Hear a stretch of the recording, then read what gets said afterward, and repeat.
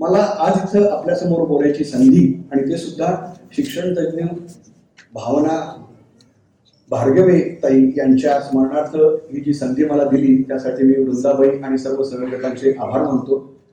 आणि त्या आधी बरेच दिवसापासून याविषयी बोलत आम्ही होतो, त्यामुळे मला सुद्धा काही विषयाची तयारी करता आली आणि त्यातून आपल्यासमोर काही गोष्टी मांडायची इच्छा आहे. तर साधारणपणे काय आहे, म्हणजे लॉरी बेकर खूप वर्षापासून म्हणजे जवळजवळ 1970 पासून ते असं म्हणत होते की आपल्याला निसर्ग खूप आवडतो. तो कसा की घर बांधायचं, गिलावा करायचा आणि गिलाव्याला विटासारखं भासवायचं, दगडासारखं भासवायचं. म्हणजे आम्हाला नैसर्गिक विटा पण नकोय, नैसर्गिक दगड पण नकोय, असं आपलं नैसर्गिक प्रेम आहे. याबद्दल ते खूप टिंगल करायचे. आता ही कॉन्क्रीटची झाडं सगळीकडे आपल्याला दिसतात. हे आपल्याला काय सुचवतं नेमकं? आता त्याचे पुढचे काही टप्पे तंत्रज्ञानाने आणलेले.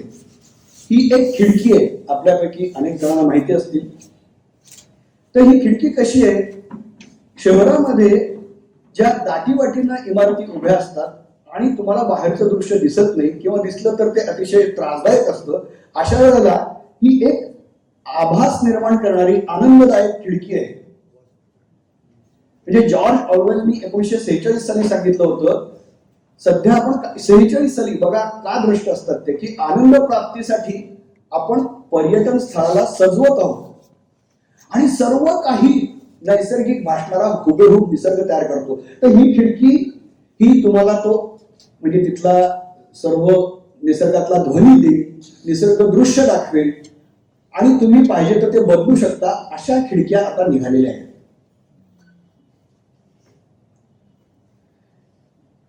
तर या संबंधी शास्त्रज्ञ काय म्हणतात, म्हणजे हे आपण का करतोय? तर सौंदर्य ही कल्पना कशी आहे ज्याच्यावरून या सगळ्या गोष्टी तयार केल्या जात आहेत?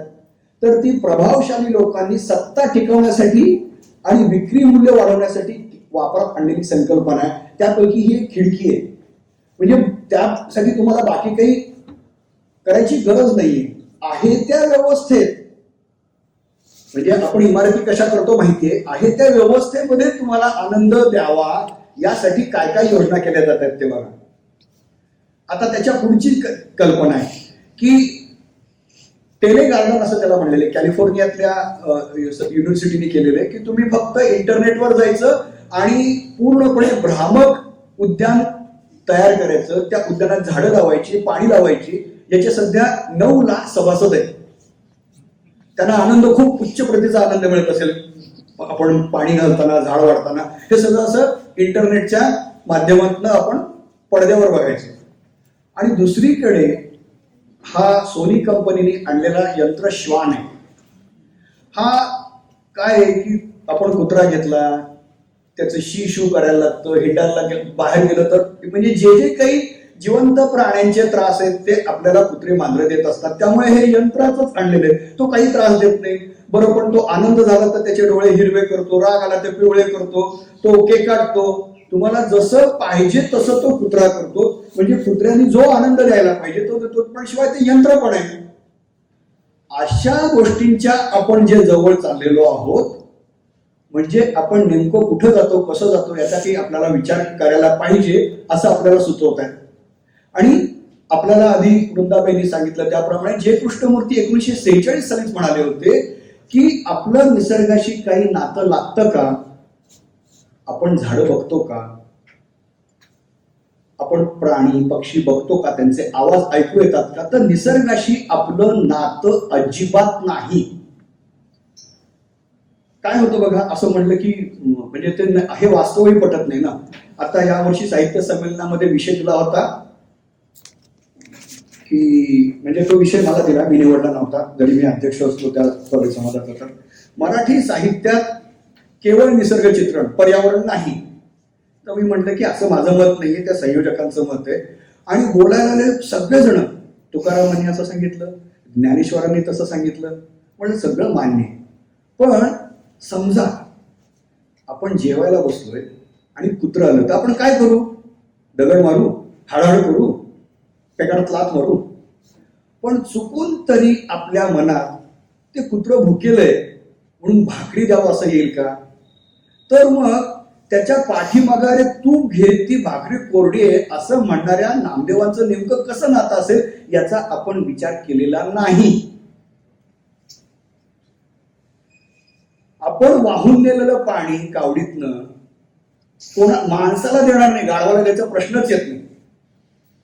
असं करणारे एकनाथ हे त्या काळात त्यांचं निसर्गाशी, चराचर सृष्टीशी थेट नातं होतं, जे आज जागतिक पातळीवरचे तत्वज्ञ सांगतायत की तसं नातं निर्माण होणं आवश्यक आहे. ती जी ग्रेटा थुनबर्ग आहे, ऑस्ट्रेलियात कांगारू जळायला लागलं तर ती कासावीस होते आणि ती विषण्ण छायेत जाते, डिप्रेशन मध्ये जाते. हे खरं जे नातं आहे ना ते तिकडं का व्हायला लागलेलं हे आपल्याला नंतर कळेल. पण असं नातं नसल्यामुळे जसं आपलं निसर्गाशी नातं तुटलं तसंच माणसातलं नातं तुटलं. ते कसं तुटलं आणि आपण कुठं आलोय हे आपण स्वतःला विचारल्यानंतरच आपल्याला कळेल की नाते संबंध कसे झिरझिरीत किंवा नष्ट झालेले आहेत. हे सगळं आपल्याला जय कृष्णमूर्तींनी सांगितलं होतं.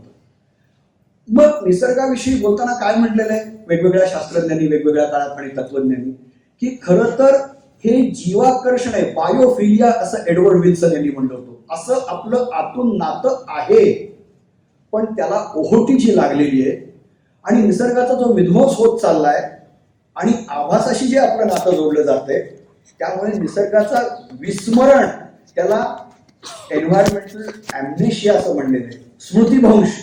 त्यामुळे आपल्याला त्रास होत नाही की पूर्वीचा हा डोंगर आता असा झाला तर आपल्याला काही मात्र त्रास होत नाही. मला यामध्ये दोषारोपण करायचं नाही, ह्या सगळ्याचा परिस्थितीचा कोण कसा कसा विचार करतो हे आपण पाहू, पण परिस्थिती सध्याची काय हे लक्षात घ्या. आपण लहानपणी असलेला निसर्ग आता आहे का, आणि याचे आपल्याला काही त्रास होत असतात सतत. हे प्रोफेसर ग्लेन अल्ब्रेक्ट ऑस्ट्रेलियामध्ये असतात, त्यांना सस्टेनेबिलिटीचं फिलॉसॉफर असं म्हटलं जातं. ते पॅरिसच्या परिषदेमध्ये आले होते. आता हे गृहस्थ असंच अरण्यामध्ये राहायला गेले आणि अरण्यामध्ये त्यावेळेला काय सुरू झालं की सगळीकडच्या अरण्यामध्ये खाणकाम करणारे लोक जातातच. ते खाणकाम करायला गेले की ते सुरुंग लावतात, रस्ते मोठे करायला लागतात, वेगवेगळी यंत्र येतात. ते बघून आदिवासी प्रचंड घाबरेखुबरे झाले, त्यांच्याकडे यायला लागले. त्याचा त्यांनी शोध घेतला की काय होतं नेमकं, आणि मग ते म्हणाले, त्यांनी ही शब्द नवीन संज्ञा तयार केली, सोलॅस्टॅल्जिया. एका अजस्त्र सत्तेसमोर शक्तीहीन हतबुद्ध झाल्याच्या भावनेतून येणारा ताण तो त्या आदिवासींना आहे. आपल्याकडे शोध घेतला तर आपल्याकडे 11 कोटी आदिवासी आहेत. मग ते गडचिरोली चंद्रपूरच्या असतील किंवा छत्तीसगडचे असतील, त्यांच्याकडे यापेक्षा वेगळं काही भावना नसणार, पण आपण तसा शोध घेत नाही. पण हे घेतात आणि यांना जागतिक पातळीवर आता कशी मान्यता मिळेल, हे सगळे शब्द आता रूढ झालेले. पृथ्वीवरील बदलाचे आपल्या शरीरावर परिणाम होत आहेत, त्याला सोमॅटॅरिटिक म्हणतात, आणि मनावर जे होतात ते सायकोटॅरिक परिणाम असं म्हणतात. हे वरचेवर सिद्ध होत चाललेलं आहे, कदाचित आपल्याला त्याचं आकलन होत नसेल. आता सध्या या गेल्या 2 वर्षामध्ये या नवीन संज्ञा आलेल्या आहेत, क्लायमेट अँझायटी. म्हणजे युरोपमधले पुढच्या पिढ्या ज्या चक्रीवादळं बघतायत, ज्यांचा वेग वरचेवर वाढतोय, तासाला 250 किलोमीटर वेगाचं चक्रीवादळ आलं तर काय होईल, ते बघून ते इतके तो आघात पडतो त्यांना, आणि त्यामुळं तुमची पिढी जन्माला घालायची नाही असं ठरवणाऱ्यांची संख्या खूप मोठ्या प्रमाणात तिकडे वाढते. इतकंच नाही की म्हणजे खरं तर आपल्याकडे याचं संशोधन व्हायला पाहिजे. पाऊसच पडत नाही तेव्हा वाढ बघणाऱ्यांच्या मनामध्ये नेमकं काय येत असेल. मराठवाड्यामध्ये ज्या आत्महत्या आहेत, तर एका घरात, आता मी गेल्या आठवड्यात एका घरात गेलो होतो, लोहारा तालुक्यातलं वाणेवाडी नावाचं गाव आहे. त्या वृद्ध बाई आहेत, त्यांचं वय आता 62. नवऱ्याने 2007 साली, मोठ्या मुलानं 2014 साली आणि धाकट्या मुलानं 2020 साली आत्महत्या केली. मग त्यांना पाऊस जर पडला खूप तर काय वाटत असेल, म्हणजे हातातलं पीक जाणार आहे. आमच्याकडे काय होतं, जूनला पाऊस, आता जुलैला पाऊस आलाय, आता नंतर बरोबर हमखास सप्टेंबरला पीक काढता नाही आणि पीक अक्षरशः असं वाहून जाईल, तेव्हा त्यांच्या मनात कसा ताण येतो.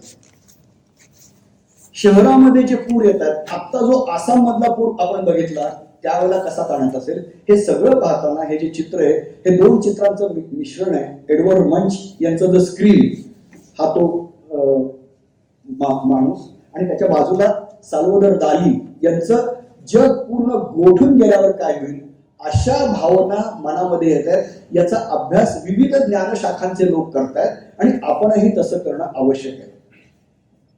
आणि याची पार्श्वभूमी काय, सध्या दर मिनिटाला जगातील 2400 वृक्ष आणि दर साल 1.5 ते 2 कोटी हेक्टरवर वृक्षतोड होते. आणि हे जे अरण्य कांड होत आहेत वरचेवर सगळीकडे, म्हणजे कधी आधी लागतात तापमान वाढल्यानंतर, वीज पडल्यानंतर, आणि कित्येक वेळेला त्या लावल्या जातात. ऑस्ट्रेलियामधली 2021 मधली जी आग होती, तिची आगेचा जो वणवा होता तो 230 फूट उंचीचा होता. 10,000 माणसं 130 दिवस ती आग विझवत होते हेलिकॉप्टर विमानातून, तरी ती आग विझत नव्हती. काय नुकसान झालं असेल याची फक्त आपण कल्पना करा. आता आगी लावतात का? आपल्यापर्यंत खूप गोष्टी येतात त्या कळत नसतात. तर गेल्या 10 वर्षामध्ये जगभरामध्ये मांस, सोयाबीन, पाम तेल आणि कोको याच्या मागण्या ग्राहकांच्या वाढल्या. त्या पुरवायच्या कशा? तर अमेझॉनचं जंगल नष्ट करून तिथं सोयाबीन लावा, इंडोनेशियातलं जंगल नष्ट करून तिथं पाम तेल लावा. ते सोयाबीन चीनमध्ये जाईल, ब्राझीलमध्ये जाईल, त्याच्यावर डुक्कर किंवा इतर सगळे जनावर पोचले जातील आणि त्यांचं मांस आपल्यापर्यंत येईल. हे सगळी ती योजना आहे आणि यामध्ये खूप मोठमोठ्या कॉर्पोरेट कंपन्या सहभागी आहेत. असा आपला संबंध असतो. जसं पूर्वी म्हणायचे की इमारती लाकूड येतं तेव्हा कुठून ते येतं, कुठलं जंगल नष्ट होत असतं, या सगळ्याचा आपण विचार करणं आवश्यक आहे. अमेझॉन जंगलाविषयी एक महत्वाची गोष्ट सांगणं आवश्यक आहे. ब्राझीलचे अध्यक्ष आपल्याला कल्पना आहे, अतिशय म्हणजे आता त्यांच्याविषयी कसं वर्णन करा, जैर बोल्सोनारो, त्यांनी सगळे निर्बंध हटवून या जंगलाचा ताबा घ्या, जंगल जाळा, काय करायचं ते करा, असं मुक्त मोकाट रान दिलं. त्या अमेझॉनचं असं आहे की त्या अमेझॉनचं वय आहे 5.5 म्हणजे 5.5 कोटी वर्षाचं वय आहे अमेझॉनचं. म्हणजे ती मानव प्राण्याची कहाणी. कारण पृथ्वीचा जन्म 4.5 अब्ज वर्षापूर्वीचा आहे, जीवोत्पत्ती 3.7 अब्ज वर्षापूर्वीची आहे, आणि आपले पूर्वज हे 3 लक्ष वर्षापूर्वी अस्तित्वात आलेले. वनस्पती किती जुन्या आहेत बघा. असं ते भांडार इतक्या झपाट्यानं जाळून चाललेलं आहे. याचं कारण आहे परत एकीकडे की हे जे वरचं आपण बघताय, 1/6 सर्व भक्षकांची निरंकुश आघाडी, 10 कोटी हेक्टर जमिनीचे सौदे हे गेल्या 7 वर्षातले. त्यामध्ये आपल्याकडचे उद्योगपती आहेत, जगातले उद्योगपती आहेत, आणि अशा पद्धतीने जंगल नष्ट करून आपल्याला जे जे काही पाहिजे ते केलं जाते. विख्यात पर्यावरण शास्त्रज्ञ माधवराव गाडगीळ काय म्हणतात माहितीये की या जगाचं जर आपण विभागणी केली तर ती 3 गटात होते. एक आहे 1/6 सर्व भक्षक, ऑम्निव्होरस असं म्हणलेलं आहे, ज्यामध्ये उद्योगपती, नेते आणि अधिकारी. बाकीची पर्यावरणीय जनता ही इकोसिस्टीम पीपल आहेत. आपल्या देशातल्या 4635 जमाती ह्या पूर्णपणे पर्यावरणावर अवलंबून आहेत. मग ते जंगल आहे, समुद्र आहे, नदी आहे, त्यांचे काय हाल होतील याचा विचार करा. तर एकीकडे त्यांचे हाल होत आहेत आणि त्याच्यानंतर पर्यावरणावर अवलंबून असणाऱ्या लोकांना विस्थापित व्हावं लागते. ते निर्वासित आहेत पर्यावरणाचे. आता जर समजा 2100 साली जगातील असं म्हणतात शास्त्रज्ञ की सदाहरित अरण्य संपतील, ज्या काळकाम वेगानं सध्या चाललंय गणित, 2100 साली जगामध्ये एकही सदाहरित अरण्य शिल्लक नसेल. तर स्थलांतराचं काय आहे? सध्या गेल्या वर्षी चीनमध्ये 60 लाख, भारतामध्ये 50 लाख इतक्या लोकांनी स्थलांतर केलंय. कधी तात्पुरतं आहे तर कधी कायमचं आहे. आमच्या मराठवाड्यातले तुम्ही बघाल तर सगळीकडे तुम्हाला मजूर आढळतील, ड्रायव्हर आढळतील, घरकाम करणारे लोक आहेत, परत ते जाऊ शकत नाहीत कारण तशी आशा त्यांना गावाकडे नाहीये. हे जे स्थलांतर आहेत यांच्या नशिबाला शहरामधलं जे वातावरण लागतं ते किती घाणेरडं पाणी, प्रदूषित हवा म्हणून ते पर्यावरण निर्वास येते, अशी सध्या ही सगळी परिस्थिती आहे. मग परत आपण पुन्हा मूळ प्रश्नाकडे की ह्या सगळ्याची सुरुवात कुठनं झाली, तर हे एक डेव्हिड ऑर नावाचे पर्यावरणातले तत्वज्ञ त्याने म्हटलं जातं. त्यांनी अर्थ इन माइंड या पुस्तकात असं म्हटलंय की माणूस आणि निसर्ग यांच्या नात्यातील बिघाड आपल्या अंतःकरणात खोलवर रुजलाय आणि शतकांपासून निसर्गावर मात करण्याची आकांक्षा घेऊन तयार झालेलं तत्वज्ञान त्याला कारणीभूत आहे. लक्षात घ्या, तत्वज्ञान आहे. आता ते कोणी निर्माण केलं ते बघू. फ्रान्सिस बेकन, 16व्या शतकात फ्रान्सिस बेकन आणि रेने देकार. तर फ्रान्सिस बेकननं काय सांगितलं की निसर्गाला अंकित करणं हा माणसाला मिळालेला अधिकारच आहे आणि निसर्गानं माणसाची सेवा केली पाहिजे. तेव्हापासून निसर्ग हा अडथळा आहे असं आपण मानत आलो ते आज तागायत आपल्याकडच्या यच्च यावत राजकारण्यांना याचा पूर्णपणे साक्षात्कार झालेला असतो की ते कितीही काही म्हणून निसर्ग एकदा का नष्ट केला नाही तर पैसे मिळणार कुठे. संपत्तीची निर्मिती सध्याची होतीये ती निसर्ग खरवडण्यातनं, निसर्ग लुटण्यातनं, ओरबडण्यातनं होते. त्याला आधार मिळाला रेने देकार यांचा. ते म्हणाले की प्राणी म्हणजे बुद्धी आणि अनुभव भावना नसलेलं यंत्र आहे. हे कळल्यानंतर कसं वागायला सुरुवात झाली त्या काळात ते बघा.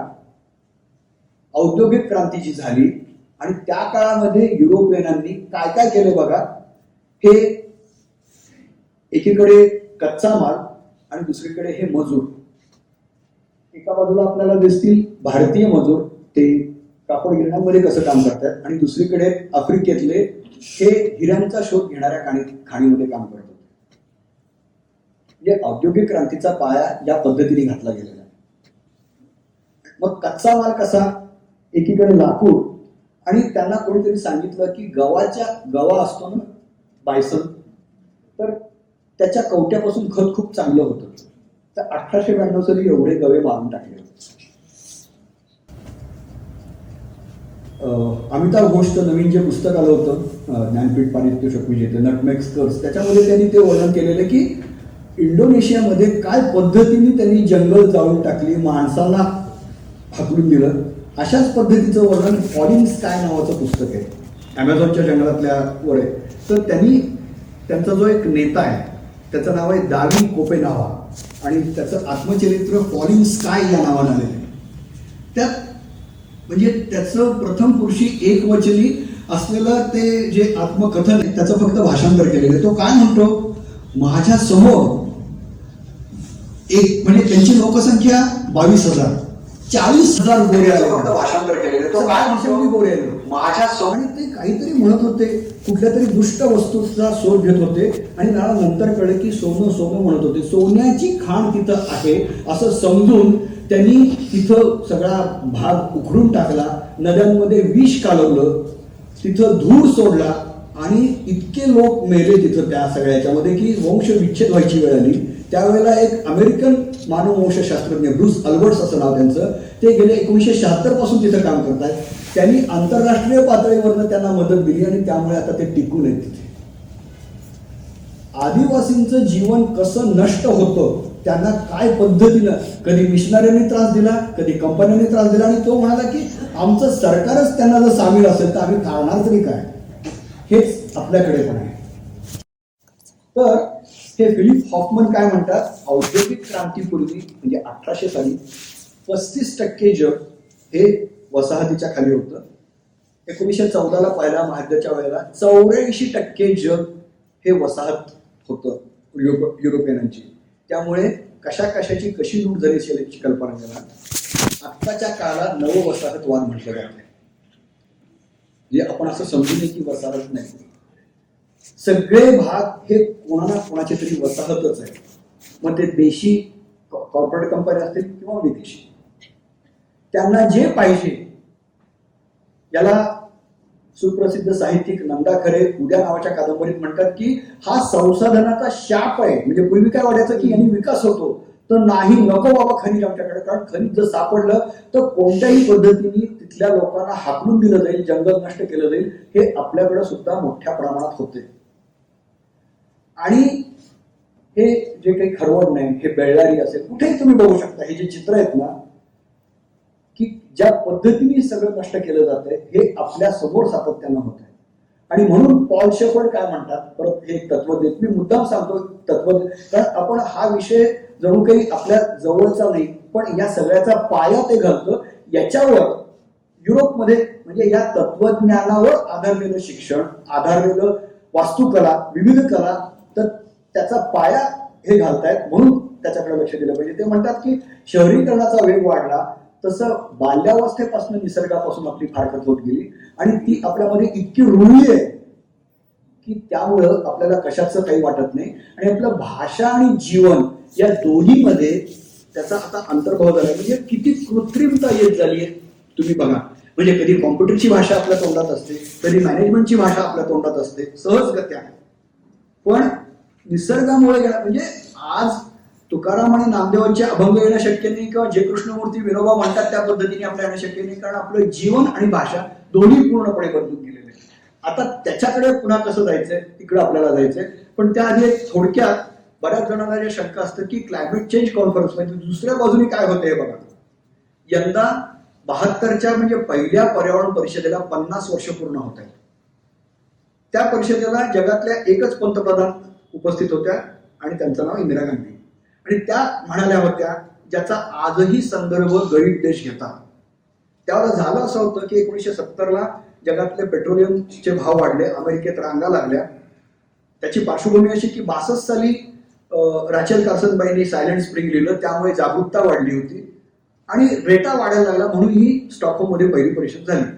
आणि सगळे श्रीमंत देश म्हणाले की हे सगळं गरीब देशांमुळे, भारत जंगलतोड करतं, ते कोळसा वापरतं, असं सगळं. त्याला इंदिरा गांधींनी दिलेलं उत्तर आहे की गरिबी आणि गरज हे सर्वाधिक प्रदूषक नाहीत काय, आणि आमची अजूनही गरज भागलेली नाहीये. दारिद्र्यातली खेडी, ओढे, नाले, टेकड्या हे कसे स्वच्छ राहू शकतील. आणि शिवाय औद्योगिकरणाचा महामार्ग आम्ही तयार केला नाही, तो युरोपियनांनी केलाय. आम्हाला त्या मार्गावर काही काळ जाणं अटळ आहे. आजही सगळं जग क्लायमेट चेंज कॉन्फरन्समध्ये हेच म्हणतं गरीब देश की काही काळ आम्हाला प्रदूषण करणं भाग आहे, तोपर्यंत आम्हाला दुसऱ्या वाटेला जाण्यासाठी मदत करा. आणि हे काम 7 युरोपियन राष्ट्र आहेत ज्यांनी औद्योगिक क्रांतीपासून प्रचंड फायदा कमावला, पैसा मिळवला, त्यांनी ही मदत केली पाहिजे. हे विषय सातत्यानं असतात. 30 वर्षापूर्वीची रिओ परिषद त्याच्यानंतरची महत्वाची आहे. ही परिषद कारण 92 नंतर जग बदलायला सुरुवात झाली आणि युरोपियन देशांनी एक वेगळा गिअर टाकला आणि ते कोणत्या देशाला गेले हे आपल्याला दिसेल. ते सगळ्या बाबतीत बदलायला लागले. आणि मुख्य म्हणजे त्यानंतर जे विषय ऐरणीवर आले की प्रदूषक कोण, प्रदूषकांनी भरपाई दिली पाहिजे, पोल्युटर मस्ट पे. आणि म्हणून जगातले सगळे देश 97ला जेव्हा क्योटो परिषद झाली, ज्याच्यामुळे आपल्या वाट्याला जरा बरी वाहने यायला लागली, इंधन सुधारलं, ही जागरूकता जी आली ते त्या सगळ्या परिषदांमुळे आली. आणि जागतिक परिषदांमध्ये अमेरिका आणि युरोपियन देश या प्रदूषकांनी भरपाई दिली पाहिजे आजपर्यंत केलेल्या प्रदूषणांची गरीब देशांना, ही मागणी पुढे आली. पण 2006 पर्यंत प्रदूषण, पर्यावरण हा प्रसार माध्यमासाठी मुख्य विषय कधीच नव्हता. म्हणजे पहिल्या पानावर त्यांना कधीच स्थान मिळालं नाही. 2006 साली ब्रिटिश अर्थशास्त्रज्ञ सर निकोलस स्टर्न त्यांनी ब्रिटिश सरकारसाठी एक अहवाल तयार केला होता 600 पानाचा.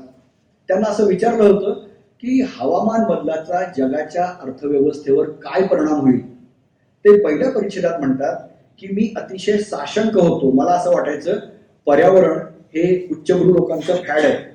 पण जसा जसा मी अभ्यास करत गेलो तसा तसा मी बदलत गेलो. आणि तेव्हा ते म्हणतात की 1 टन कार्बन डायऑक्साईडमुळे अर्थव्यवस्थेची $85 हानी होते, परंतु 1 टन कार्बन उत्सर्जन कमी करण्यासाठी $25 कमी खर्च होतो. हे 2006 सालचं त्यांचं प्रतिपादन आहे. त्याच्यानंतर कोणीही त्याच्या दिशेने पुढे गेलं नाही. पण इंग्लंड आणि युरोपियन देश हे त्या मार्गाने जायला लागले, त्यातलं हे मुख्य कारण आहे. आणि अशा ह्याच्यात ही 2015ची पॅरिस परिषद आली. तिथलं एक महत्वाची गोष्ट जिथं प्रामुख्याने चर्चा व्हायला लागली की जगाचं तापमान कुठे असेल, ही जेम्स हॅन्सन हे अमेरिकेतले हवामान शास्त्रज्ञ ज्यांनी 1980च्या आसपास सांगितलं होतं की हवामान बदल होते, तापमान वाढ होते, आणि ते म्हणत होते की 1°C पुढे जाऊ दिलं नाही पाहिजे. आता आपण 1.5 पर्यंत गेलोय. आता हे INDC म्हणजे काय, तर 2015 पर्यंत जगातल्या सगळ्या राष्ट्रांना असं सांगितलं जात होतं की प्रदूषण कमी करायचंय, पण श्रीमंत देशांची जबाबदारी वेगळी आणि गरीब देशांची वेगळी. म्हणजे common but differentiated he priority आणि निकष होते, ते आता नष्ट केले गेले. म्हणजे ऐतिहासिक प्रदूषण हा विषय पॅरिसमध्ये पूर्णपणे वगळूनच टाकला. आता त्याच्याविषयी कोणी बोलत नाही. मग काय, प्रत्येक राष्ट्राने स्वयं घोषणा करावी की ते किती प्रदूषण कमी करणार आहे. आता या पद्धतीने जर गेलं तर 3°C पर्यंत तापमान वाढेल. पण आता सध्या जो खरं तर त्याला जेम्स लव्हलॉक हे पर्यावरण शास्त्रज्ञ ज्यांनी 1960च्या दशकात सांगितलं होतं, त्यांना विचारलं होतं 21व्या शतकात काय होईल. अमेरिकन सरकारला वाटत होतं की अणुयुद्धाचा धोका असेल, तर तेव्हा त्यांनी क्लायमेट चेंज, त्यांचं वय 103 आहे. या 26 जुलैला त्यांना 103 वर्ष पूर्ण होतील. अजूनही तल्लख आहे, मुलाखती देतात जेम्स लव्हलॉक. तर ते असं म्हणाले की आता आपल्या हातातनं सगळं जाईल की काय अशी भीती वाटायला लागलेली आहे, आणि त्यामुळे जर सगळं मोकाट सोडलं, त्याला त्यांनी शब्द वापरला होता की आपण जो ऍक्सलरेटरवर पाय किंवा हात ठेवलाय तो निघालेलाच नाही, इतक्या गतीनं ऍक्सलरेशन वाढतंय. तर हे या पद्धतीने आपण चाललं होतं.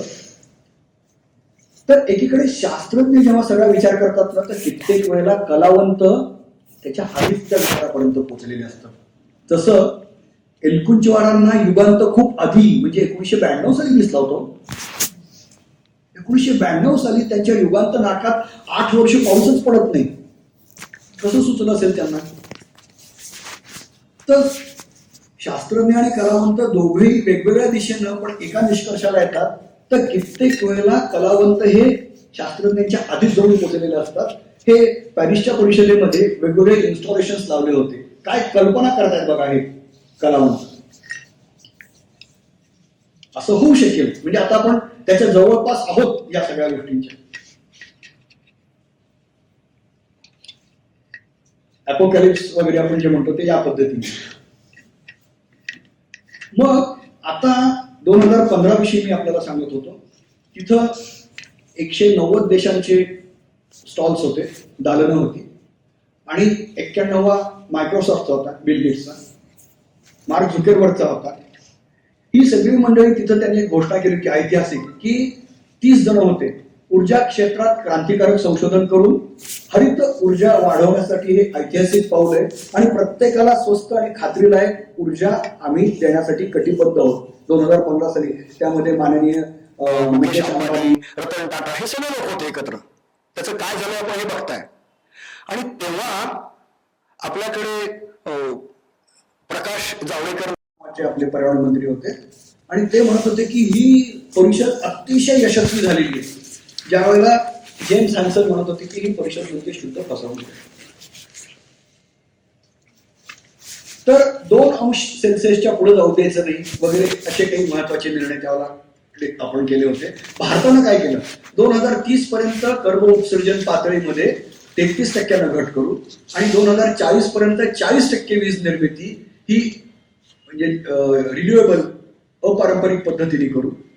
2022 पर्यंत 100 गीगावॅटचं उद्दिष्ट आपण तेव्हा ठेवलं होतं, आणि 2.5 ते 3 टन अब्ज टन कार्बन वायू शोषून घेणारी जंगलं आम्ही तयार करू, असं वचन आपण तिथे दिलं होतं. आता वर्ल्ड रिसोर्सेस इन्स्टिट्यूट म्हणते की गेल्या 5 वर्षात 1,20,000 हेक्टर जंगल भारतात नष्ट झालंय.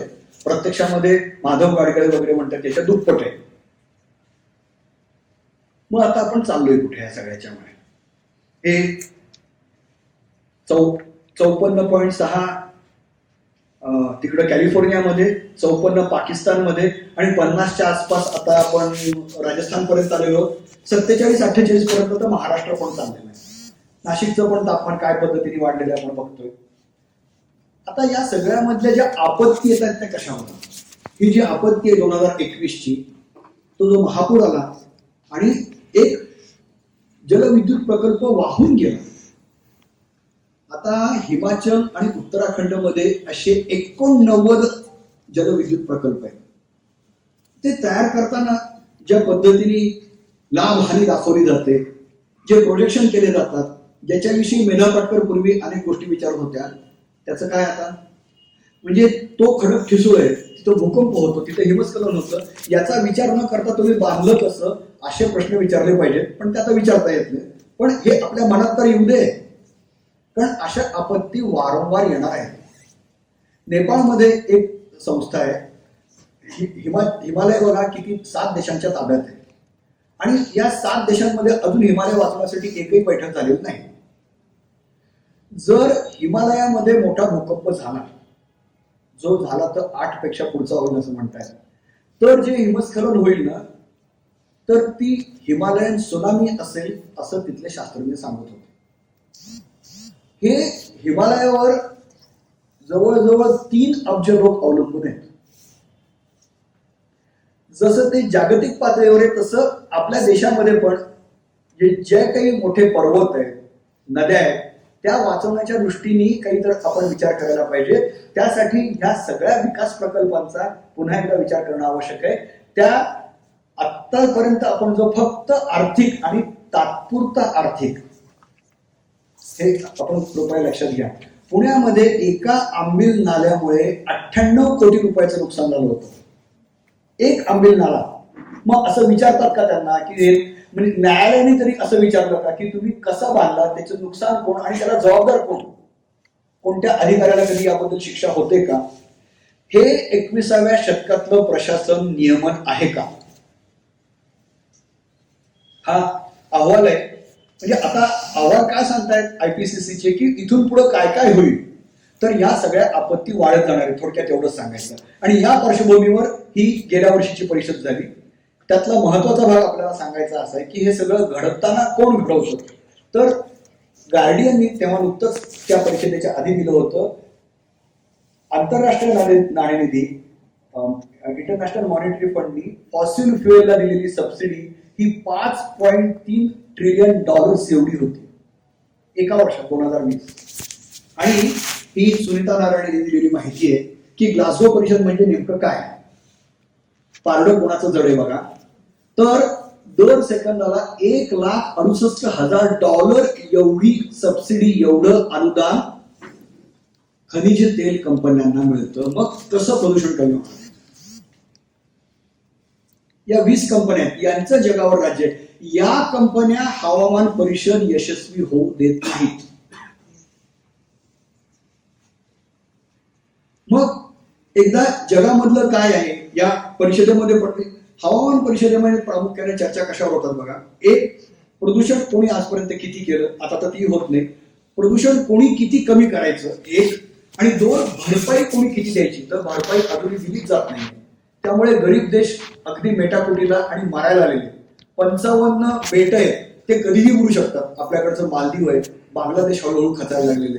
ही जी काही अवस्था आहे त्यांची, त्याबद्दल सातत्यानं बोललं जातं. तेव्हा प्रदूषण महत्वाचं आहे. म्हणून फक्त एवढंच आपल्याला लक्षात घ्या की 1850 पासून जर सरासरी काढली तर 21% वाटा हा अमेरिकेचा, 18% युरोपीय महासंघाचा, चीनचा 10.7 आणि भारताचा 2.8%. त्यामध्ये सरासरी काढली तर अजून कमी, भारताचं सरासरी 1.5 टन येते. पण सरासरी म्हणजे कशी की दिल्लीतले अधिकारी, नेते, अंबानी, अडाणी आणि शेतकरी या सगळ्यांची सरासरी काढली जाते. त्यामुळे त्याचा आपण विचार करा नेमकी कशी असते. मग आता इथून पुढची आपली वाटचाल कशी असेल? आपण ठरवलं 2030 पर्यंत 500 गिगावॅट पर्यावरण स्नेही ऊर्जा निर्मिती करू आणि कर्ब उत्सर्जनामध्ये 1 अब्ज टनांनी कपात करू. ही करणार कशी? तर आता काय करतायत ते, मोठमोठ्या उद्योजकांना 1-1 मेगावॅटच्या वीज सौर ऊर्जा तयार करायला परवानगी देतात. पण ही जर खऱ्या अर्थानं सौर ऊर्जा ही विकेंद्रित आहे, तर ती प्रत्येक शेतकऱ्याच्या शेतामध्ये असं जर पॅनल बसवले तर त्याच्याकडे वीज निर्मिती होईल, त्याच्याकडे पंपांना पाणी जाऊ शकेल आणि ती जोडता येईल. त्यामुळे प्रत्येक शेत हे वीज निर्मितीचं केंद्र होऊ शकेल. तसंच त्यांना जर वृक्षाला अनुदान दिलं, कारण ते कार्बन शोषतायत आणि ऑक्सिजन देत आहेत, तर ते कार्बन शोषून घेणारं केंद्र पण होऊ शकतं. असं जर केलं तर खऱ्या अर्थानं आपण प्रत्येक शेतकऱ्याला या हवामान बदलामध्ये सहभागी करून घेऊ शकतो. पण ते होणं आवश्यक आहे. अन्यथा अडाणी अंबानी हे हजार 10,000 मेगावॅटच्या वीज निर्मिती करतील आणि सौर ऊर्जा पण त्यांच्या पूर्णपणे पदरात बहुतेक पडलेलीच आहे. आता या पार्श्वभूमीवर जगात काय काय मागण्या होतात ते बघा. हे परत या ग्लासगो परिषदेमध्ये झालं होतं की जगातील 20 अतिश्रीमंतांचं कर्ब उत्सर्जन दरवर्षी 8,000 टनांपेक्षा जास्त आहे आणि जणू काही त्यांना पूर्ण जग घाण करण्याचा मोफत परवाना मिळाला. बिल गेट्स यांचं 2017 साली खासगी विमानांनी 59 फेऱ्या केल्या तर 1600 टन कार्बन डायऑक्साईड त्यांनी सोडला होता. यांना कर लावणार कोण? का यांना सगळ्यांच्या सोबतच तुम्ही बोलणार आहात? असे प्रश्न खऱ्या अर्थाने येत आहेत. त्यामुळे त्या काळामध्ये मायक्रोसॉफ्ट आणि अमेझॉनच्या कर्मचाऱ्यांनीच त्यांच्या विरोधात आंदोलनं केली होती. याचं अजून एक कारण आहे, हे ज्या फॉसिल फ्युएल कंपन्या आहेत, तेल कंपन्या, कोळशाच्या कंपन्या, यांचं उत्पादन वाढावं म्हणून हे प्रयत्न करतात. म्हणजे एकीकडे बिल गेट्स हा सौर ऊर्जेला पण पैसे देणार आणि दुसरीकडे हे पण करणार. अशी त्यांचं दातृत्व असतं, हे आपण लक्षात घेतलं पाहिजे. त्या परिषदेमध्ये हे तुवालू बेटाचे परराष्ट्र मंत्री आम्ही म्हणजे बुडण्याच्या टोकावर आहोत असं सांगण्यासाठी त्यांनी या पद्धतीने भाषण केलं होतं. तर या परिषदा म्हणजे चिमुकल्या बेटांसाठी मृत्यूदंड आहे हो. आता फिजी नावाचं बेट पूर्णपणे स्थलांतर करायच्या तयारीत आहे, कारण ते बुडणारच आहे काही दिवसामध्ये. या सगळ्याचा विचार जागतिक पातळीवर होणं आवश्यक आहे. त्यामुळे नोम चोम्स्की परवा म्हणाले होते की सुसह्य जग आणि जनता याच्यामध्ये अब्जाधीश उभे आहेत. आणि जेम्स लॉरॉक गेल्या वर्षी परिषदेला गेले नाहीत, पण ते म्हणाले की आपण पृथ्वीला संपवण्याआधी ती आपल्याला संपवेल. हवामान बदल आणि निसर्ग विनाश या दोन भिन्न समस्या आहेत असा विचार करत राहिलो तर आपल्याला जगणं अशक्य आहे. हे खरं तर टर्निंग पॉइंट होणं आवश्यक आहे. हे त्या परिषदेमधलं वर्णन आहे. मग आता इथून पुढे जायचं कसं? इथून पुढे आपल्याला जायचं कसं? तर जे पवन सुखदेव आहेत त्यांना 2020चं पर्यावरणातलं टायगर पुरस्कार किंवा ज्याला पर्यावरणातलं नोबेल म्हणतात ते मिळालं. ते स्वित्झर्लंडमध्ये असतात. त्यांचं जे संशोधन आहे ते निसर्गाची अदृश्य किंमत किंवा निसर्गाचं अदृश्य अर्थशास्त्र या विषयावरचं. म्हणजे ते काय म्हणतात की आपलं जगात जे फळफळावळ मिळतं, पीक मिळतात, यात प्रामुख्यानं पराग सिंचन जे होतं त्यामुळे आपल्याला जे मिळतंय, जर मधमाशांनी या कीटकांनी बिल पाठवलं ना तर ते $5 ट्रिलियन एवढं होईल. ते असंही म्हणाले होते मुंबई आले तेव्हा की आरे मध्ये कार शेड करू नये आणि आरेची किंमत मी मोफत काढून द्यायला तयार आहे. म्हणजे अरण्याची किंमत आपण काय, एक झाड तोडलं मला लावतो ना दुसरं, काय एवढं त्याच्यामध्ये? तर ते म्हणले की इकोसिस्टीम असते. अरण्य जेव्हा नष्ट होतं तेव्हा आपल्याला माहिती आहे ते फायदे सोडून ते म्हणले मी मोजून दाखवतो की त्यापासून थंडावा किती मिळतो आणि त्याहीपेक्षा महत्वाचं अरण्य नष्ट केल्यानंतर पुराचा धोका किती वाढतो हे मी काढून देतो. पण तसं कोणी आपल्याकडे करायची इच्छा नाही, त्यामुळे ते झालं नाही. तर यांनी एक नवीन संकल्पना काढली आहे आणि त्याचं कारण आहे, ते म्हणतात की 100 कॉर्पोरेट कंपन्यांमुळे जगात पर्यावरणाची हानी $7.3 लाख कोटी म्हणजे $7.3 ट्रिलियन होते. म्हणून त्यांनी profile of impact of environment पाय नावाची संकल्पना काढली. उद्योगांचे पाय म्हणजे तुम्ही जे उत्पादन करता, सेवा करता, वाहतूक करता, यामुळे पर्यावरणावर किती ताण येतो, कार्बन उत्सर्जन किती होतं, कार्बन फुटप्रिंट, वॉटर फुटप्रिंट याचा अभ्यास करून त्यांनी हे सगळं मांडलंय. ऑस्ट्रेलिया, सिंगापूर, कॅनडा हे सगळे देश त्यांचे सल्ला घेतात. आणि त्यांनी जे सांगितली ती माहिती की प्युमा हा उद्योग आता त्यांनी त्यांचे पाय सुधारले, पायगुण, आणि ते कमी करायला लागले. की कसं कमी करता येईल, आम्हाला पाण्याचा वापर कमी कसा करता येईल, आम्ही पर्यावरणाची हानी कार्बन फुटप्रिंट कसं कमी करता येईल, आणि मग त्याच्यामुळे त्यांच्या किमतीवर, जसं आपण इंडियन स्टँडर्ड म्हणतो वेगवेगळ्या पद्धतीचे मानक आहेत, तशा पद्धतीचं हे मानक मानलं जाते. आता आपल्याला या पद्धतीने रिटर्न्स जर दाखल करता आले, इथून पुढं नवीन युगामध्ये आपल्याला काय करायला पाहिजे तर कार्बन बजेटिंग करून प्रत्येक व्यक्ती आणि संस्थांना हे कार्बन रिटर्न दाखल करा तुमचे, आणि त्याच्यावर टॅक्स घ्यायला पाहिजे. हे खरं 21व्या शतकातलं नवीन आव्हान असणार. म्हणून अर्थशास्त्रातले नोबेल विजेते नॉर्दहॉर्स्ट म्हणाले होते, कार्बनची सामाजिक किंमत ठरवून त्याचा विनियोग हरितीकरणासाठी केला पाहिजे.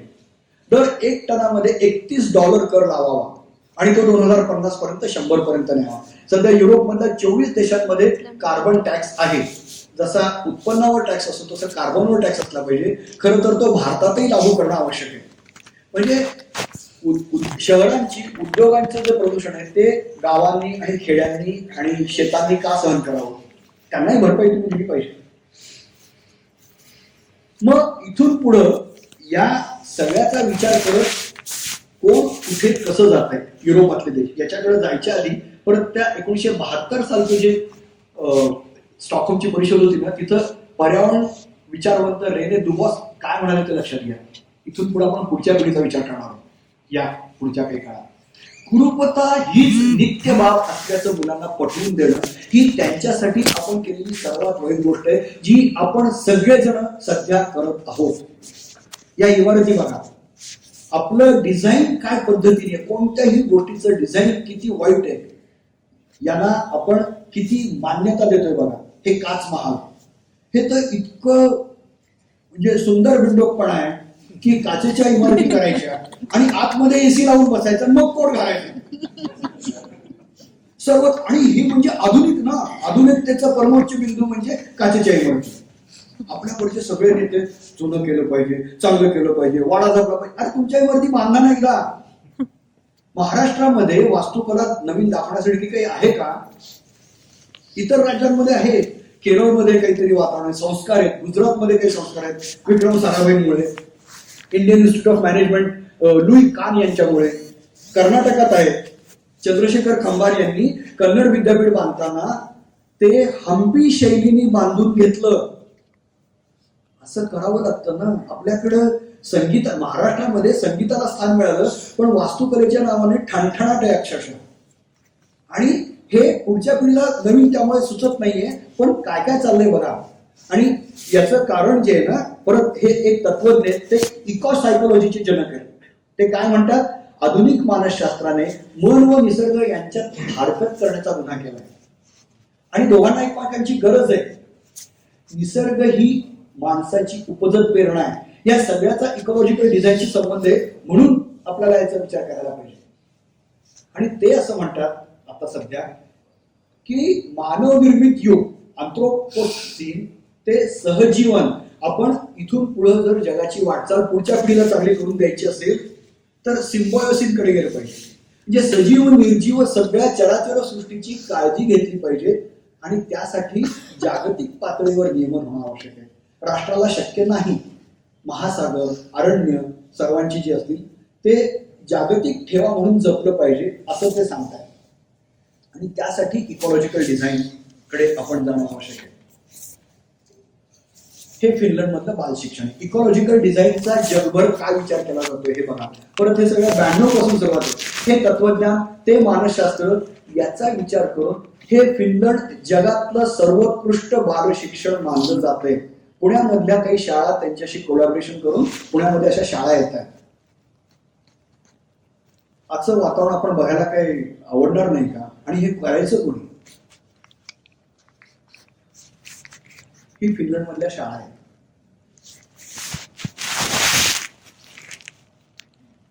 याचं कारण आहे 2012 साली कोरियामध्ये 10,000 प्रतिनिधींनी एक जागतिक परिषद घेतली आणि निरोगी पर्यावरण आणि निसर्गाशी बंध जोडण्याचा बालकांचा हक्क आहे असा एक ठराव केला. आणि त्यात त्यांनी सांगितलं की बालक निसर्गापासून दूर होणं हे खूप क्रौर्य आहे आणि त्यामुळे त्यांची आकलन शक्ती, सर्जनशीलता सगळं नष्ट होते. याच्यावरची अनेक पुस्तकं तुम्हाला सापडतील, आहेत लिहिलेली, की लहान मूल हे निसर्गापासून दूर केल्याने आपण फक्त आता चिमणी नाही, काही जे काही गाणे कविता याच्यामध्ये सांगतो ते जग त्याला दिसतच नाही, इतकं कृत्रिम जग दाखवतो. त्यामुळे ते एकारले एकल कोंडे व्हायला लागलेले आहेत असं संशोधन झालं. म्हणून तिकडं अशा शाळा सुरू झाल्या. आणि त्याचं कारण सांगताना त्यांनी असं म्हणलंय की निसर्गाकडे जाणं याचं म्हणजे जणू काही आपण मागं जातोय, पुन्हा निसर्गाकडे, बॅक टू नेचर असं म्हणू नका. प्रगती पुढे जाण्यासाठी निसर्गाकडे जाणं आवश्यक आहे. आधुनिकता म्हणजे उच्च तंत्रज्ञान असं म्हणण्याऐवजी आधुनिकता म्हणजे उच्च निसर्ग अशी संकल्पना तुम्ही बदला, असं ते सगळेजण सांगतायत. हे गांभीर्य ओळखून तिकडं पर्यावरण विद्यालय आणि उद्यानयुक्त विद्यालय अशी सगळी तिकडं सुरू झालेली आहे ही या पद्धतीची. म्हणजे त्यांना एखादं वृक्ष मरून पडलाय तर तो काय झालंय, त्याचं पुढे काय होईल, असा अनेक अंगांनी अभ्यास तिथं केला जातो. आणि ते बाळकडू बालपणापासून बालवाडीपासून त्यांच्या मनात रुजलं जातं. म्हणून ग्रेटा सारख्या मुलीचं आंदोलन झाल्यानंतर लाखो मुलं रस्त्यावर येतात. याचं कारण ते डेन्मार्क, नॉर्वे, फिनलंड सगळीकडे या पद्धतीचं ते वातावरण आहे. आणि रिचर्ड लू यांचं नवीन नुकतंच पुस्तक आलेलं आहे. ते म्हणतात निसर्ग म्हणजे न जीवनसत्व, त्याच्या मात्रेवर आपली गुणवत्ता ठरतीये. आणि मग त्यांनी अनेक गोष्टी सुचवल्यात की तुम्ही निसर्गात जाण्यासाठी काय करा, एकदा जाऊन तर बघा, एकदा म्हणजे तुमची दिशा ज्ञान कसं वाढेल, तुमचं श्रवणशक्ती, आपले सर्व इंद्रियांचं ज्ञान वरचेवर कमी कामच करत नाहीये.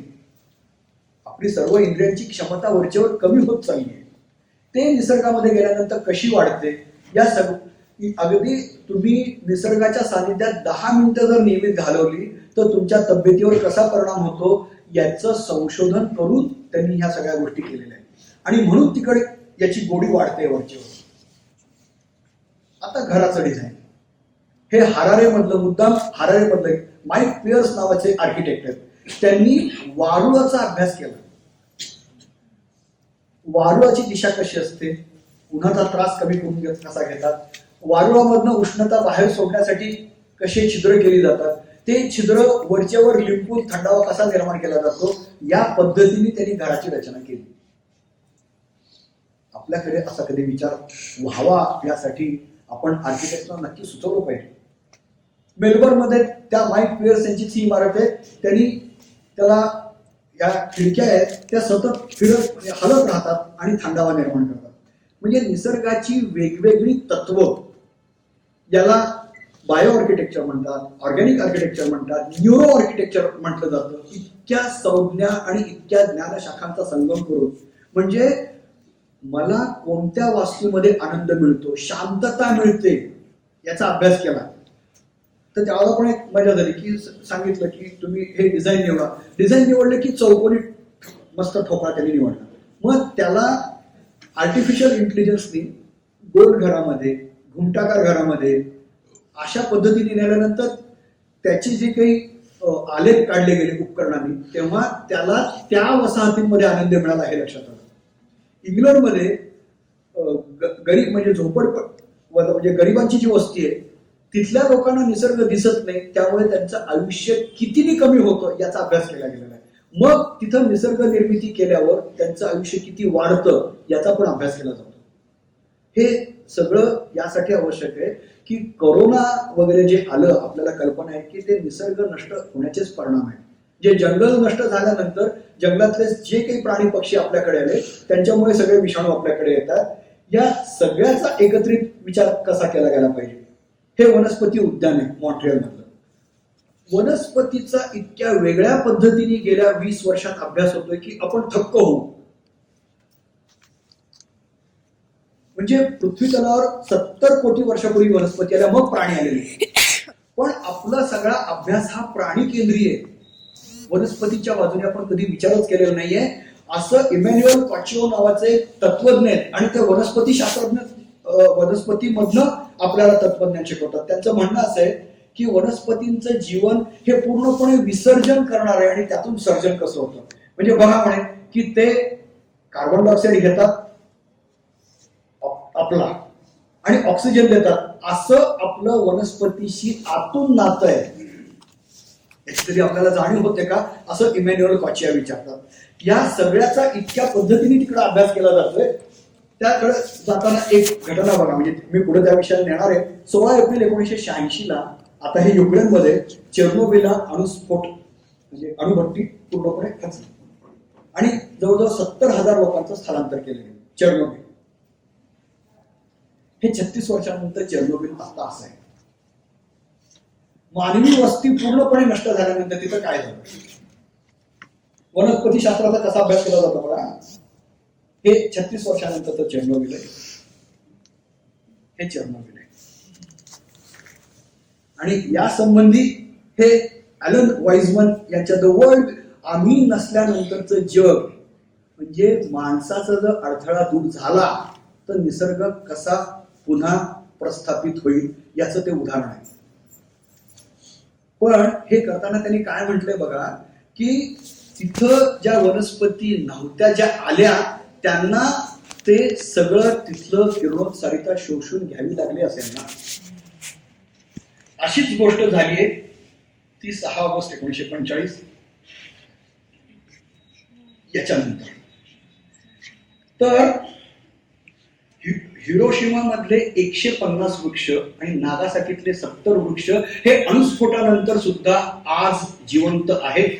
त्यांना अतिशय सन्मानानं वागवलं जातं. त्यांच्यासाठी ही संज्ञा आहे हिबाकू जुमोका.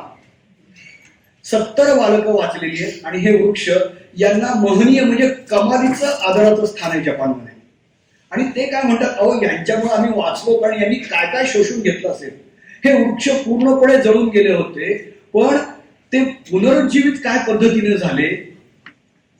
जे आपण शंकराचं कौतुक जे करतो की हलाहल पिऊन पूर्णपणे आपल्याला त्यांनी वाचवलं, यांच्याविषयी आपण काय म्हणणार आहोत आणि असा आपल्याला विचार करता येऊ शकेल का. हे ते वृक्ष आहेत तिकडचे, अजूनही आहेत ते. आणि जपानमध्ये गेल्यावर सगळ्यांना तिकडे ते घेऊन जातातच की हे बघा तुम्ही एकदा. हे ते वृक्ष आहेत. म्हणजे महनीय वृक्ष का, कारण पृथ्वी तलावरचा सर्वात, माणसांचं आयुष्य 100 पण नाही हो. म्हणून एलकुंचवर काय म्हणले, अहो 100 वर्षे तुमचं आयुष्य, पाहुणे म्हणून आलात आणि जाणार आहात, जरा नीट वागा ना पाहुण्यासारखं. हे 4850 वर्षाचा तो वृक्ष आहे. कुठं आपण वनस्पतींच्या समोर आपण फार नगण्य आहोत, ही भावना आपल्याला आली पाहिजे. याचं संशोधन परत कसं करतात बघा. बायोलॉजिकल इंटेलिजन्स, आर्टिफिशियल इंटेलिजन्सचा विचार होत असताना कॅनडा, अमेरिका, युरोप इकडं या पद्धतीचा विचार सुरू आहे. की त्यांचं असं म्हणणं आहे की वुड वाईड वेव्ह असते आणि यातनं ते एकमेकांशी संपर्क करतात. पण वनस्पतींमध्ये स्पर्धा अजिबात नाहीये, सहकार्याची भावना आहे पूर्णपणे. आणि ती इतकी आहे की एक वनस्पती दुसऱ्याला पाणी देते, दुसरी तिसऱ्याला मूलद्रव्य देते, संकटांची जाणीव करून देते. वनस्पतींना पाणी वाहत असेल तर ते 20 हर्ट्झ पर्यंतच्या फ्रिक्वेन्सीने जर केलं तर ते पाण्यापासून वाचण्यासाठी काय करायचं किंवा पाण्याकडे मुळे वळवतात. हे सगळं संशोधन आपल्याला, आणि हे सगळं करण्यासाठी साध्या बुरशी काय पद्धतीचं काम करतात. एकदा एका सुरवंटांवर अभ्यास केलाय की तो सुरवंट जर त्या पानांवर जायला लागला तर नंतर त्या पानांनी स्वतःमध्ये विष निर्माण केलं ज्यामुळे सुरवंट येऊ नये.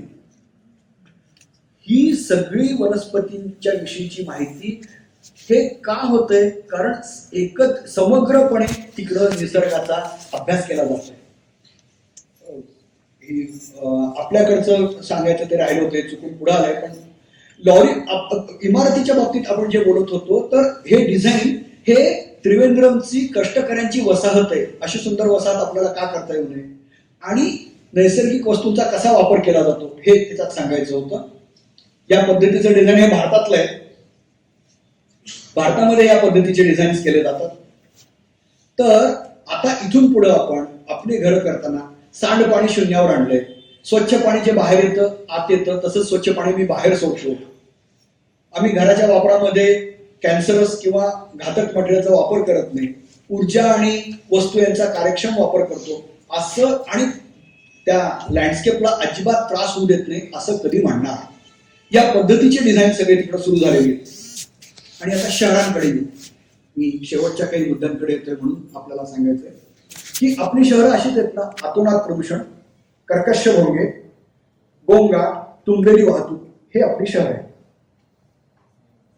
ही आपली शहर आहे. ही काळ्या हवेची शिक्षा आहे. 1995 साली अनिल अग्रवालनी यांना स्लो मर्डर असं म्हटलं होतं. आपण आरोग्यातनं किंमत चुकवतो. सर्व प्रकारचे विकार हे आपल्याला यांनी होत आहे. आणि देशातल्या अतिप्रदूषित शहरात आपले सगळेच शहर आहेत, लातूर पर्यंत आहेत, मुंबईपासून नाशिक वगैरे सगळीच आहेत. आणि ही आपली अवस्था आहे. हे 1995 सालचं चित्र आहे अनिल अग्रवालनी केलेलं. हे दिल्ली मधलं फुफ्फुस आणि हे नैनितालचं फुफ्फुस. आपलं कुठे असेल याचा आपण विचार केला. आता पाण्याकडे येऊ. नद्या, ही गोदावरी आहे. गोदावरी नदीमध्ये दररोज 30 लाख लिटर सांडपाणी सोडलं जातं असा केंद्रीय प्रदूषण नियंत्रण मंडळाचा हा अहवाल आहे. कोल्हापूरमध्ये 2 कोटी लिटर, अहमदनगरमध्ये 6 कोटी लिटर आणि मुंबईत 150 कोटी लिटर गलिच्छ पाणी सोडलं जातं. कोण वाचवणार आहे आपल्याला? मग शहरांची जी अवस्था आहे ना, ती वसंत दत्तात्रय गुर्जरांची कविता आणि हे सुधीर पटवर्धनांचं चित्र आहे. काय करतोय बघा आपण. या लोकांना सगळं कसं आधी दिसतं. तर वसंत दत्तात्रय गुर्जर म्हणतात, लाव सुरून, उडव डोंगर, रस्त्यावर आण ओके ओके, तुडव तुडव तुडव, खडे चार, खडे बोल, घशात घाल, गारून टाक माणसं, फाडून टाक आकाश, होऊन जाऊ दे एकदा आर पार पृथ्वी. याच दिशेने चाललोय आपण. त्यांना हे 1992चं चित्र आहे आणि ही 2000 सालची कविता आहे. हे सगळीकडे हे असंच चाललेलं आहे ना. तिकडची शहरं बघा. इकडं आपले सगळे नेते अधिकारी इकडे जाऊन येतात सुट्ट्यांना. तर आपल्याकडे मात्र हे व्हेनिस आहे. इथं बाहेरची हवेची ध्वनीची पातळी ही 50 डेसिबल आहे. म्हणजे पक्ष्यांचे आवाज पण ऐकू येतात तिथे. पर्यावरण स्नेही आणि शाश्वत शहरं आहेत तिकडे तयार केली जात आहेत. म्हणून तिकडची गुणवत्ता सुधारते. रस्त्यावर बसायचं असतं, रस्त्यावर बोलायचं असतं थांबून. रस्ते माणसांसाठी पण असतात असं आपल्याला वाटतं का? आता गाड्यांसाठीच असतात ते फक्त. हे असे तिकडचे शहर होत आहेत. फ्लायओव्हर पाडून टाकतायत तिकडे. रस्ते मोटारीसाठी की माणसांसाठी? तर पर्यावरणीय मानवशास्त्र, एन्व्हायरमेंटल ह्युमॅनिटीज, सर्व ज्ञान, पर्यावरण, तत्वज्ञान, मानववंशशास्त्र, समाजशास्त्र अशा ज्ञानशाखा उपशाखांचा संगम घडवून असा अभ्यास केला जातोय. आणि असं जग करायची उमेद आहे त्यांना. हे हरक्युलियन टास्क आहे, पण त्या दिशेने ते चालले युरोपियन देश. म्हणजे मुद्दा काय आहे की आपण जे सगळं बघितलं यातनं मार्ग आहेत. मार्ग नाहीत अशातला भाग नाहीये. मार्ग आहेत. ते कसे आहेत ते आपल्याला. आणि निसर्गाची जपणूक करणारी जीवनशैली आणि जीवनवादी राजकारण करायची त्यांची इच्छा आहे तिकडं, असं काही जण बोलून दाखवत आहेत. हा जो रेटा आहे ना 92 पासूनचा, तो या पद्धतीने तिथपर्यंत आलेला आहे आणि म्हणून ते आता तिकडे चाललेले आहेत. डॅनियल गोलमन, आता आपण परत कसा विखंडित विचार करतो, फ्रॅगमेंटेड बुद्धिमत्ता, इंटेलिजन्स क्वोशंट. अरे पण इंटेलिजन्स क्वोशंट बरोबर सोशल इंटेलिजन्स पण असतो, सामाजिक बुद्धिमत्ता, इकॉलॉजिकल इंटेलिजन्स पण असतो. कारण ती किंमत पण असते ना. आपण त्याचा कधी विचार करणार आहोत का? म्हणजे समजा बिडी स्वस्त मिळते कारण त्या बाईला कमी पैसे मिळतात, ती सामाजिक किंमत आहे. फटाके स्वस्त मिळतात कारण तिथं बालमजुरांना पैसे कमी मिळतात, मजुरी कमी मिळते. तशीच पर्यावरणीय किंमत जी आहे, महाबळेश्वरला जागा स्वस्त मिळते कारण प्रत्येक मतदाराला 10 वर्षापूर्वी 10,000 रुपये एका मताला किंमत होती. मग ती दिली की कुठलंही जंगल तोड आणि कुठेही किती लाव, काही फरक पडत नव्हता. अशा पद्धतीने सर्वसंमतीने जर आपण निसर्ग खरवडायला लागलो तर त्याची किंमतही कधीतरी आपण मोजतो, जी आता मोठ्या प्रमाणात मोजत चाललेली आहे. भूस्खलन होणं, वेळोवेळी सगळ्या गोष्टी खचणं, हा याचा परिणाम आहे असं आपण सांगायला पाहिजे. तर आपण या दृष्टीने जाऊ. हे अनिल अग्रवाल यांचं अतिशय आवडतं चित्र होतं की आपला अशोक चक्राचा गाडा असा कायम रुतलेला असतो आणि त्याला धक्का द्यावा लागतो. आणि मिठाचा सत्याग्रह करताना जेव्हा मोतीलाल नेहरू म्हणले होते की त्या मिठाच्या दांडी यात्रेमुळे मीठ उचलण्यानं काही होणार आहे का, तर मोहनदास करमचंद म्हणले होते करके देखो. तर आपल्याला पण हे सगळं करके देखो असं आपण एकमेकांना म्हणावं आणि तसं करावं अशी मी इच्छा व्यक्त करतो. मी बराच वेळ आपल्याला कंटाळा येईपर्यंत बोललो, त्याबद्दल तुमच्या सर्वांचे आभार. आणि मला इथं संधी दिली त्याबद्दल पुन्हा एकदा भार्गव परिवारांचं मी आभार थांबतो. धन्यवाद.